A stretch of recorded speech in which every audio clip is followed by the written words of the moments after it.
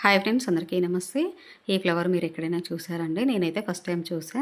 ఇది dragon fruit flower అనమాట. ఇది వచ్చేసి మొగ్గ. ఇంకా నేనైతే ఎప్పుడు ఫ్లవర్ ఇంత బాగా వస్తుందని అయితే చూడలేదు. ఇదే ఫస్ట్ టైం చూసా. చాలా బాగుంది ఈ ఫ్లవర్ అయితే చూడడానికి. ఇవి మొత్తం 7 వచ్చినాయి అనమాట మొగ్గలు.